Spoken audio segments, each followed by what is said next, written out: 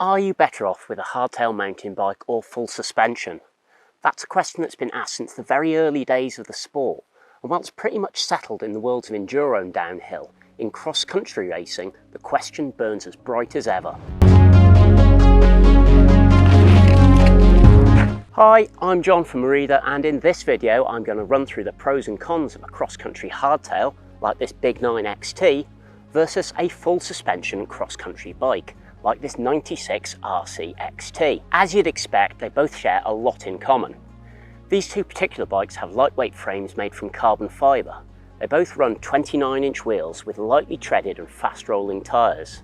Both bikes also have 100mm travel forks up front with a lockout to prevent them from moving on big climbs or hard sprints. Of course, it's once you get to the back end of the bikes that the differences are really obvious. While the Big 9 seat and chainstays are flattened slightly in order to act like a leaf spring to give greater comfort, the 96 uses our lightweight P-Flex rear suspension system. That gives a full 100mm of travel, but while doing away with the rear pivot and relying on carbon's natural flex, additional weight is kept to a minimum. Of course, cross-country racing is all about efficiency, and this is where the hardtail wins big. The lack of rear suspension means every ounce of effort is transferred to the rear tyre without any hesitation.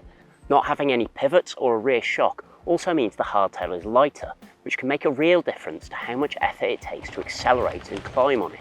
Less weight will always make a bike faster uphill, and is especially important when you're dealing with short, sharp climbs and punchy acceleration on a race course. That's not to say the hardtail is always the winner when it comes to climbing though. Most full suspension cross-country bikes like this 96 are fitted with dual lockouts to stiffen up the suspension at either end and improving climbing efficiency.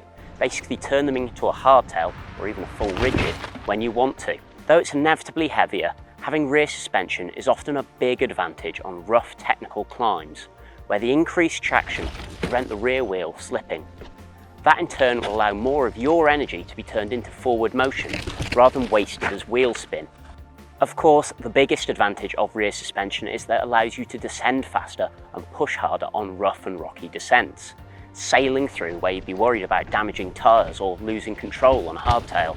A full suspension cross-country bike is also much more comfortable, and that means it requires less effort to descend or climb quickly, which will reduce fatigue on longer rides or during marathon events. Obviously, at the very highest levels of cross-country racing, the pros will have both a hardtail and full sus bike to choose from. Which one they'll ride will depend on the race format and terrain. For long, rough marathon and multi-day events, the greater comfort of the full susser will often win despite the weight penalty, allowing the rider to stay feeling fresh and allowing them to recover on sections where the hardtail would simply beat them up. It's a similar story on the rougher and more technical World Cup XC race courses, where the weight disadvantage is outweighed by the superior control and descending capability. However, for short course races where it's all about smashing out peak power, the hardtail is still an important tool, especially if it's on a smoother course. You simply can't beat the raw immediacy of the power transfer or the pure efficiency that a hardtail delivers. So, is the answer to have both? If you're a pro, then maybe, but in the real world that's just not possible for most riders. To this point the price comes in. Comparing like for like, a hardtail will always be more affordable than a full sus, as there are fewer components and the frame is easier to manufacture.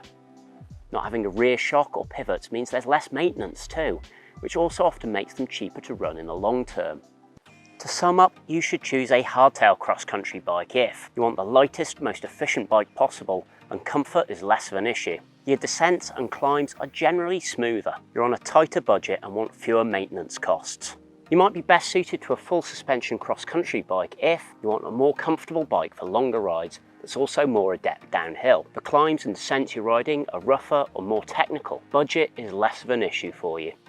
Of course, like with so many things in mountain biking, it really comes down to personal preference. Are you a die-hard hardtail fan, or have you never looked back from your full susser? Let us know what you think and why in the comments down below. If you haven't already made your mind up, then I hope this video has helped inform you about the pros and cons of each style of bike. If you want to find out more about the Big 9 or 96, then check out the link in the description below and have a look at our mountain bike playlist over here. To keep up to date with all things Merida, make sure you subscribe to our channel over here, and feel free to give this video a like if you've enjoyed it. We'll see you next time. Bye bye.